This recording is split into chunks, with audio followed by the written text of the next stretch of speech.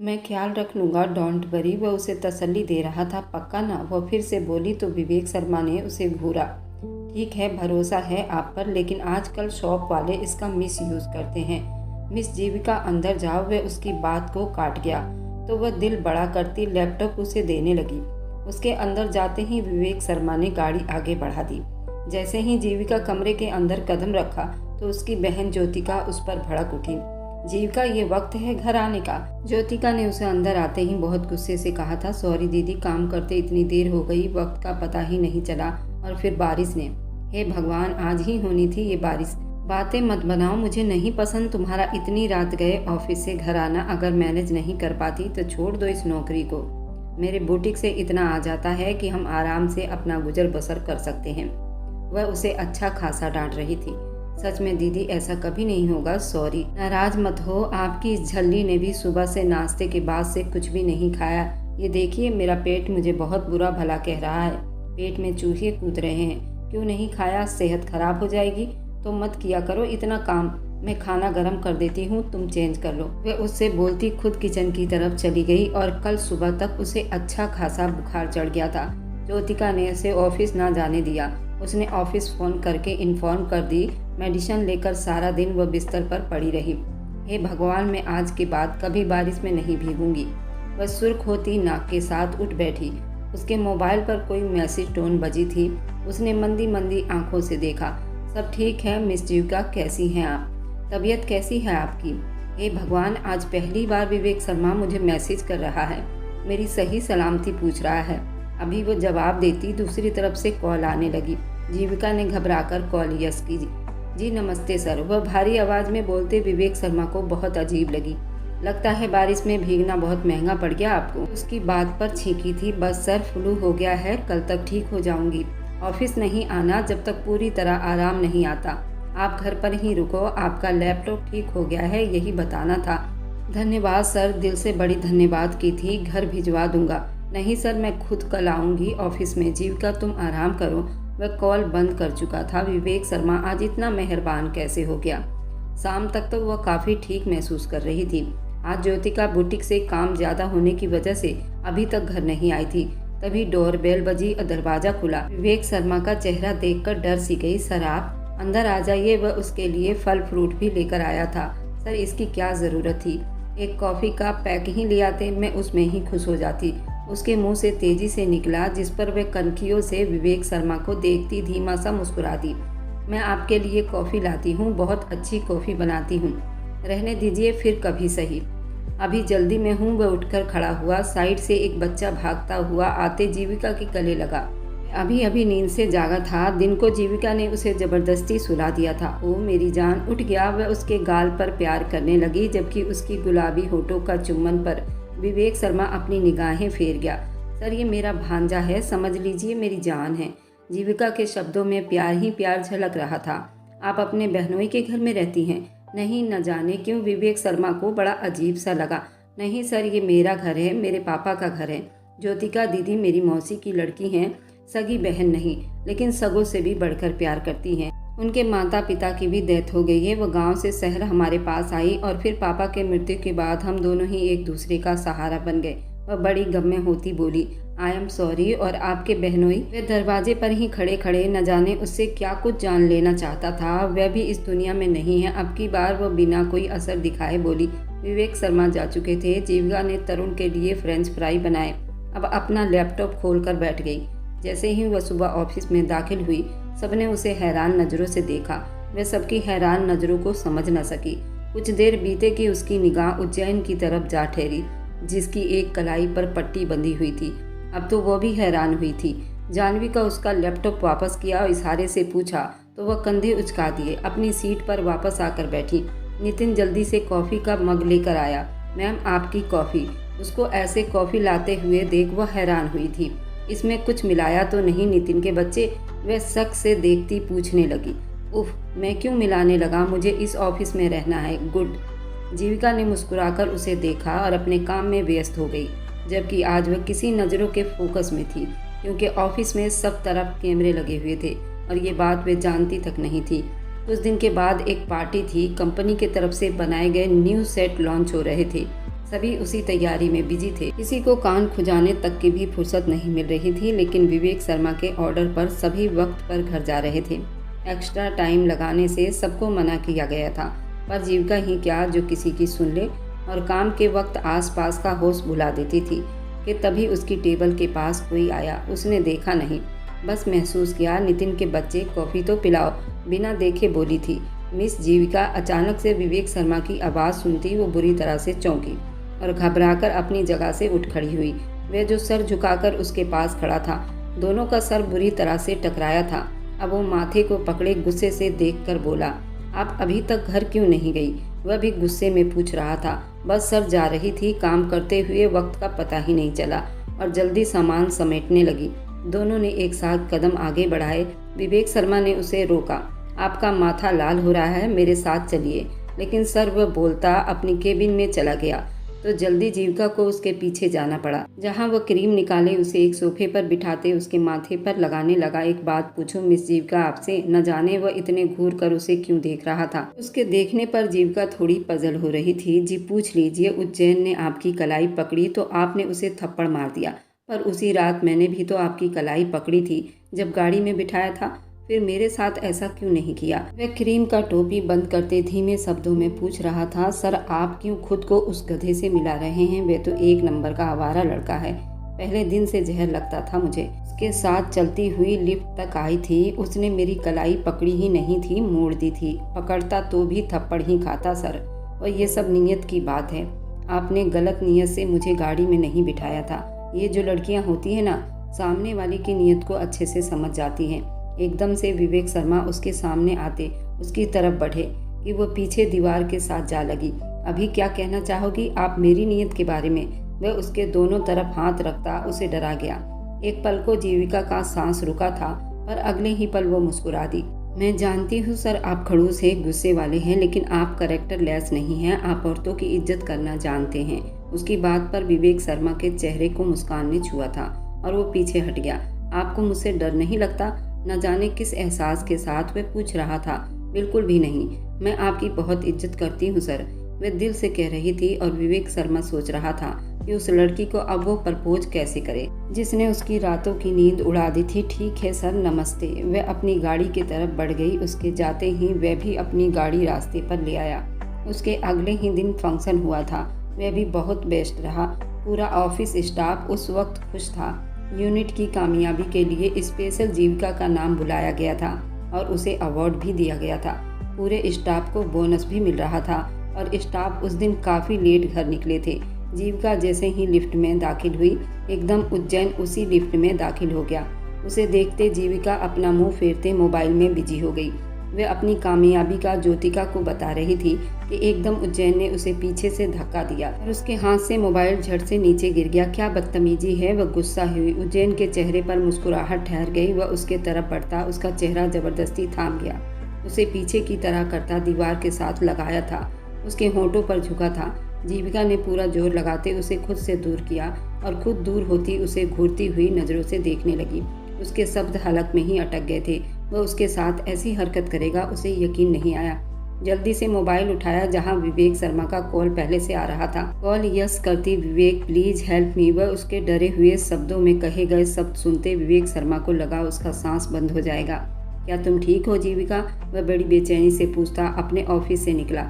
इससे पहले वह बताती उज्जैन ने उसके हाथ से मोबाइल छीनते कॉल बंद कर दी। विवेक शर्मा ने तुम्हारी वजह से मेरा हाथ तोड़ दिया था कि मैंने तेरा हाथ क्यों थामा और फिर मुझे धमकी दी तुझसे दूर रहूं, ऐसा कहा। पहले मैं तुझे चेक तो कर लूं, वह गुस्से से कहता उसके तरफ लपका और उसे दोनों बाजू से जकड़ लिया। उस ताकतवर आदमी का मुकाबला वह नाजुक सी लड़की कैसे कर पाती। तभी लिफ्ट खुली। अंदर का मंजर देखते विवेक का खून खौल उठा। उज्जैन को कॉलर से पकड़े बाहर निकाला और उसके मुंह पर जोरदार थप्पड़ मारा। उसके मुंह और नाक से खून निकलने लगा। उसको सिक्योरिटी गार्ड के तरफ धक्का दे दिया। इसे उठाकर बाहर फेंक दो, दोबारा यहाँ दिखाई दिया तो सीधा पुलिस के हवाले करूँगा। वह गुस्से से दहाड़ा था। जीविका के तरफ बढ़ा जो बहुत ज़्यादा गुस्से में खड़ी थी। उसका बैग और मोबाइल उठाया, उसके हाथ में थमाई और उसे बिल्डिंग से बाहर लाया और अपनी गाड़ी की तरफ बढ़ा। मैं चली जाऊँगी सर, वह धीरे से मिनमिनाई, लेकिन वह अनसुनी करता उसे गाड़ी में बिठा गया। गाड़ी रोड पर दौड़ा दी। जबकि ना चाहते हुए भी जीविका की आंखों से आंसू बह निकले। वह तुम्हें परेशान कर रहा था, उसको थप्पड़ क्यों नहीं मारा? आज पहली बार वह आपकी जगह तुम बोला था। वह लिफ्ट में घुस आया था, अचानक मेरे चेहरे पर झुका था। इतना कहते जीविका चेहरा छुपाकर रो दी थी। वह गाड़ी एक तरफ लगाता उसकी तरफ मुड़ा। क्या उसने कोई गलत हरकत की? वह अब धीमे शब्दों में उससे पूछ रहा था। करनी चाहिए थी, लेकिन मैंने धक्का दे दिया, वह बच्चों की तरह उसे बता रही थी। आंसू पोंछते मिस जीविका बहादुर बनिए। वह उसे टिश्यू पेपर देता बोला। तो जीविका को तो आग सी लग गई। मैं बहादुरी कहाँ से लाऊं? वह मर्द था, मुझसे ज़्यादा ताकतवर था। मैंने उसका मुकाबला करने की बहुत कोशिश की, पर लड़कियां कमज़ोर होती है ना। आज पता चला, अगर आप वक्त पर ना आते तो न जाने मैं कैसे ना आता। हर पर मेरी नज़र तुम पर रहती है। तुम नज़रों से ओझल होती हो तो जल्दी कॉल की। उसके बाद पर वह उसे उलझन की नज़रों से देखते हुए कहने लगी। अचानक से विवेक शर्मा ने उसके तरफ एक छोटी सी डिब्बी बढ़ाई। ये क्या है सर? उसे खोलती जीविका का दिल धक से रह गया। वह डायमंड की रिंग थी। सवालिया नज़रों से उसे विवेक की तरफ देखा। ये दिल है मेरा। वह पहला आदमी था जो गाड़ी ड्राइव करते उसे प्रपोज कर रहा था। कितनी देर तो जीविका बोल ही नहीं पाई थी। उसका घर आ गया था। इतनी चुप क्यों लग रही हो? कोई दिमाग में सवाल है क्या? वह अब पूरा उसके तरफ घूमा। Vivek Sharma, I mean sir, ये सब यूँ अचानक वह धड़कते दिल से पूछ रही थी। क्यों? अच्छा नहीं लगा सर, आपके और हमारे स्टेटस में ज़मीन आसमान का फ़र्क है। वह अपना होंठ भींचे बोली। शादी के बाद सब खत्म हो जाएगा, जब आपकी पहचान मैं बन जाऊंगा। वह उसकी सुनहरी आंखों में झांकते बोला। सर आप समझ नहीं रहे, आप मुझसे बड़े हैं। और तो कुछ समझ नहीं आया तो ये बोल गई। वह खुद 21 साल की थी, जबकि विवेक शर्मा 28 साल के लगभग होगा। तो क्या हुआ, मैं प्यार भी ज़्यादा करूँगा ना। उसकी इतनी बेबाक बात पर जीविका का चेहरा पल भर में लाल हो गया। सर आप वो पलकें उठाती, गम में आती। बहुत प्यारी लग रही थी जीविका, कोई जल्दी नहीं। आप घर जाइए, आराम से सोच समझकर जवाब दीजिएगा, मैं इंतज़ार कर लूँगा। वह नरमी से बोलता आगे की तरफ होता। उसकी तरफ का दरवाज़ा खोल गया। उस आदमी की खुशबू को महसूस करते वह घबरा कर जल्दी नीचे उतरी और घर के अंदर दाखिल हो गए। उज्जैन ने जो किया वह तो कहीं गुम ही होता चला गया। एक नई फीलिंग का एहसास जागा था उसे, और वह विवेक शर्मा ने करवाया था। उसका जी चाहा वह अंगूठी पहन कर देखे, लेकिन फिर सोचा विवेक शर्मा ही पहना देंगे। वह भी उनके लिए दिल को तड़पता हुआ महसूस कर रही थी। पहली बार किसी आदमी ने दिल के दरवाजे पर आहट दी थी। उसने झट से दरवाज़ा भी खोल दिया था। इस बात से अनजान की कोई भी चीज़ इतनी आसानी से नहीं मिलती, और ये मोहब्बत थी, उसे नाकों चने चबवाने वाली थी। ज्योतिका ने उसे रूम के एक फाइल लाने को कहा था। आजकल उसका बुटीक भी हवाओं में उड़ रहा था। रोज ही उसे नए ऑर्डर मिल रहे थे। ज्योतिका के रूम में आई तो फाइल निकालती, उसमें से एक लिफाफा नीचे गिरा, उसमें से एक पन्ना बाहर निकला। उसे वापस डालने लगी कि उस पर लिखा नाम पढ़कर वह थोड़ी रुक गई। V.S. शर्मा। ये तो विवेक शर्मा के ऑफिस का चेक था। वह अच्छी तरह से पहचान सकती थी, क्योंकि उसे भी कई बार इसी तरह का चेक दिया गया था। वह चेक था 1 करोड़ का। ये ज्योतिका दीदी के पास कहाँ से आया हुआ था? उसके साथ एक खत भी था जो ज्योतिका ने पढ़ लिया। उसे लगा पूरे घर की दीवार उसके ऊपर आ गिरी हो। जीविका जो कहा है वह करो। ये क्या खोलकर बैठ गई हो? अचानक ज्योतिका अंदर आई। वह उसके हाथ में चेक देखती, उसे लेकर वापस उसी फाइल के अंदर रख दिया। उसके साथ ये खत भी था। दीदी, वह नम आंखों से बोली, तो तुमने पढ़ लिया? आपने मुझसे क्यों छुपाया? उसे अब सांस लेने में भी परेशानी हो रही थी। उसमें बताने लायक कुछ था ही नहीं। जीविका, इस बात को 8 साल बीत गए हैं। वह आदमी मेरी जिंदगी में बाहर बनकर आया और सब कुछ बर्बाद करके चला गया। इतना तो सबको ही पता है, सभी जानते थे मैंने चुपके से शादी की थी, और वह आदमी सिर्फ वक्त बिताने आया था। अपने कीमती पलों को मुझे सौंप कर वह मेरे मुंह पर 1 करोड़ का चेक मारकर चला गया, जो 1 रात की कीमत अदा की गई थी। आपने कभी उसे ढूंढने की कोशिश नहीं की। वह आंसू पोंछते बोली, मुझे ज़रूरत महसूस नहीं हो रही। जीविका, वह आदमी अब मेरी ज़िंदगी में कोई मायने नहीं रखता। हाँ, इंतज़ार है अभी सामने आए तो ये चेक उसे वापस लौटा सकूं और बताऊं कि किसी भी औरत को पैसों से नहीं खरीदा जा सकता। पैसे तो आनी जानी चीज़ है। मोहब्बत, वफा, औरत हमेशा अपने मोहब्बत करने वाले के लिए प्रार्थना करती रहती है, और ये नहीं तो कुछ नहीं। वह दर्द से कहती, सब कुछ दराज में वापस रख गई। दीदी, अगर ज़िंदगी किसी मोड़ पर वह आदमी आपको मिले और आपसे माफ़ी मांगे तो क्या आप उसे माफ़ कर देंगी? और अगर वह आपको और तरुण को अपनाना चाहे तो क्या आप उसे माफ़ करके अपना बना लोगी? वह डूबते दिल से पूछ रही थी। एक शब्द में जवाब आया नहीं, लेकिन वह शब्द बहुत गुस्सा भरा था। उस रात जीविका ने कांटों पर बिताए थे। सारी रात वह रोती रही और सुबह का इंतजार करती रही। उस आदमी ने मेरी दीदी को 1 करोड़ का चेक देते खरीदने की कोशिश की और अब मुझे एक डायमंड की रिंग से खरीदना चाह रहा है। वह गुस्से से तिलमिलाई थी। उसके ऑफिस में दाखिल हुई। वह फ़ोन पर किसी से बात कर रहा था। अचानक जीविका को ऑफिस में आता देख वह कॉल बंद करता उसकी तरफ मुड़ा। उसकी सूजी आंखें रोने की चुगली कर रही थी। जीविका ने गुस्से से दुपट्टा उसकी टेबल पर रखी। आपको क्या लगता है आप अमीर लोग अपने पैसों से किसी को भी खरीद सकते हैं? तो मिस्टर शर्मा सुन लीजिए, ये जीविका बिकाऊ नहीं, वह गुस्से से बोली थी और पलटी थी। विवेक शर्मा गुस्सा होते अपनी जगह से उठ खड़ा हुआ। कौन से पैसों से खरीदने की कोशिश की है आपको? वह उसके बहुत करीब खड़े होते पूछ रहा था। आप बिल्कुल झूठे हैं, आप धोखेबाज हैं। आप मुझे अपने करीब कर रहे थे, मुझे उल्लू बना रहे थे। आपको लगता है मैं एक हीरे की अंगूठी से फंस जाऊंगी? जो मुंह में आता बोलती जा रही थी। तो क्या पूरा हीरे का चट्टान चाहिए? वो बिना किसी असर से बोला। जी नहीं, आप मुझे पूरे हीरे का घर भी बनाकर दोगे तो भी मैं आपकी बातों में नहीं आने वाली, समझे आप? वह उंगली उठाकर वार्निंग कर रही थी। आप मुझे बता दो आखिर हुआ क्या है जीविका? आप मुझसे चीट कर रहे थे, मुझे सब पता चल गया है। आपकी एक पत्नी भी है और एक बच्चा भी है और आप मुझे अपने प्यार के जाल में फंसाकर मुझसे भी शादी करके एक रात बिताकर प्रेग्नेंट करके चले जाओगे। फिर भूल जाओगे जीविका कोई है और बच्चे को बाप के नाम पर एक चेक पकड़ा जाओगे। जीविका की इस तरह की बातें सुनकर विवेक शर्मा का पारा हाई हुआ था। कौन सी पत्नी, कौन सा बच्चा, क्या बोले जा रही हो? वह अपना माथा मसलते अपने आप पर बड़ी मुश्किल से कंट्रोल करता पूछ रहा था। इतने मासूम बनने की कोशिश मत करो।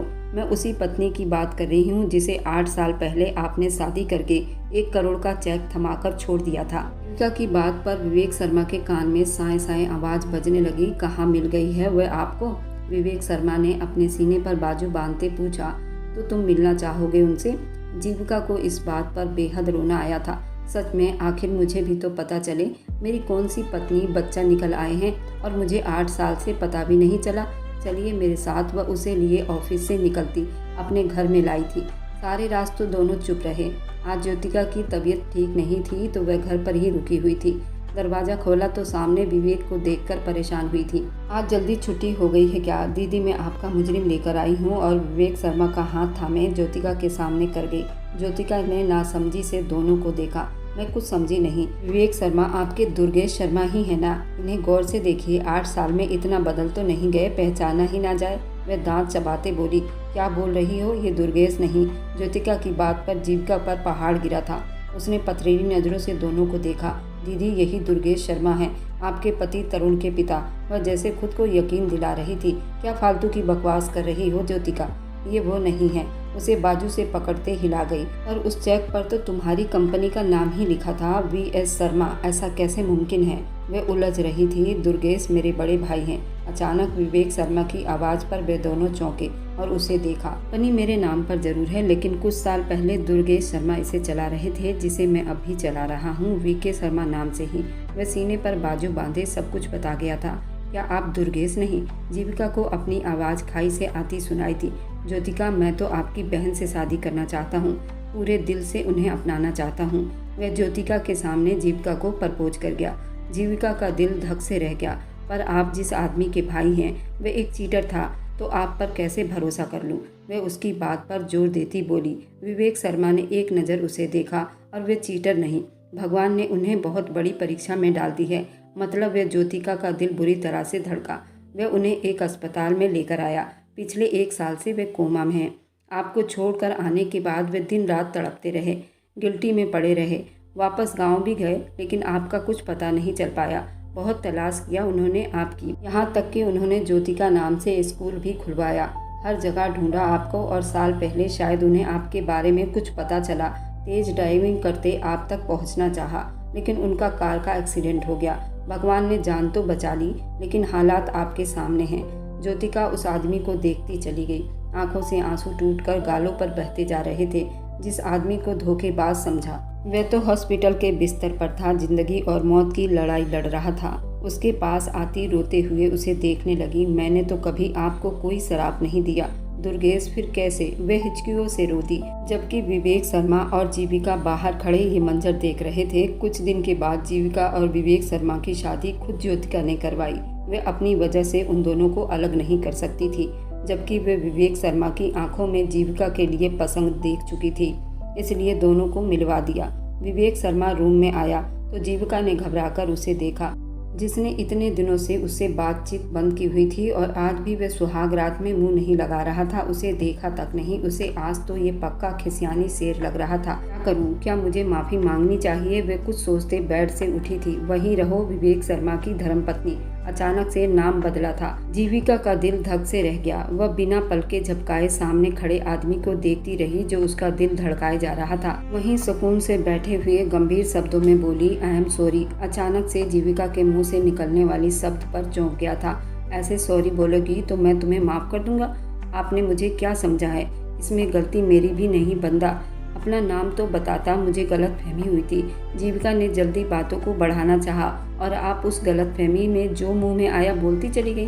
कल को कोई औरत आकर कहे कि विवेक शर्मा मेरा पति है और मेरे बच्चे का बाप है, वह एकदम उसके करीब होती। उसके होठों पर अपनी हथेली जमा गई। किसी की इतनी हिम्मत नहीं मेरे पति को अपना पति कह सके। जान ले लूंगी उसकी। बिस्तर पर ही घुटनों के बल ऊपर उठी और विवेक शर्मा के दिल के साथ जा लगी। उसके दिल की तार छिड़ गई। विवेक शर्मा ने उसकी कमर को जोर से पकड़ा, उसे और ज्यादा अपने सीने में भींच लिया।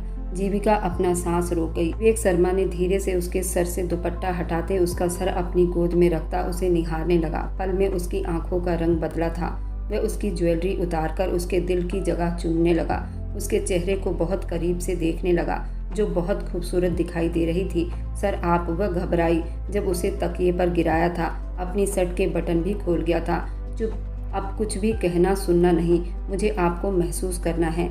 विवेक शर्मा उसके चेहरे पर झुकता, उसकी उंगलियों में अपने हाथ की उंगलियां उलझाता, उसकी धड़कनों को बढ़ा गया था। उसके माथे पर होंठ रखता, उसकी सुनहरी आंखों को भी चूम गया था। You are satisfied Vivek Sharma, वह गंभीर शब्दों में बोलता, उसके होंठ पर झुकता। पहली बार दोनों उस प्यार को महसूस कर रहे थे। विवेक शर्मा के प्यार पर वह लड़की टूटकर बिखर गई थी और विवेक शर्मा ने बहुत मोहब्बत से उसे समेटा था कि जीविका खुद पर गुमान करने लगी थी।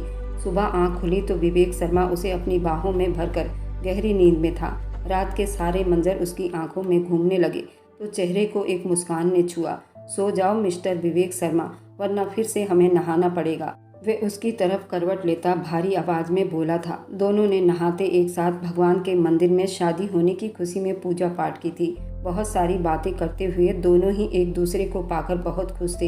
एक दूसरे की बाहों में फिर से सो गए थे। क्या ने उसे गुदगुदी की तो वह मुंह गुस्से से बनाता उसे खींचकर अपने सीने में लगा गया। आप बाज नहीं आएंगे। वह उसके गाल पर दांतों से काटता वहां अपने होंठ लगा गया। विवेक शर्मा वह मुंह बनाती उसे देखने लगी। ये एक जगह बची थी जहां आपने नहीं काटा था, आपने उसको भी नहीं छोड़ा। वह रोने सी शक्ल बनाती बोली, अच्छा, जो हालत तुमने मेरे कमर और मेरे सीने की है उसका क्या? वह भी बोलती एक्शन का रिएक्शन दे रही थी। जीविका के मुंह से वह शब्द फिसला कि अचानक फिर से वह एक्शन के लिए तैयार हो गया। कहते के साथ फिर से उसके होठों को अपनी पकड़ में ले गया, जबकि वह उस जहाज जैसे बंदे के आगे बस फड़फड़ा कर रह गई थी। ज्योतिका तरुण को उसके पिता से मिलवाने लाई थी और दुर्गेश से ढेरों बातें करते हुए जानती थी कि वह सुन रहा था और उसे भरोसा था अपने भगवान पर कि एक दिन वह होश में भी आ जाएगा और भगवान ने उसकी सुन भी ली थी। वह आंखें खोलता अपने सामने 7 साल के बेटे को देख वह रो दिया। 1 साल कोमा में रहने से उसको बहुत कमजोरी हो गई थी। करीबन होश में आने के 1 हफ्ते के बाद डॉक्टर ने उसे डिस्चार्ज किया था।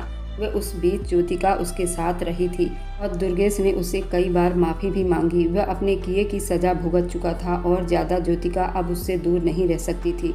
उसको ये सज़ा नहीं देना चाहती थी। वह शर्मिंदा थी और ज्योतिका ने अपने बच्चों के लिए उसे माफ़ कर दिया। ज़रूर माफ़ करने वाले को भगवान भी पसंद करता है।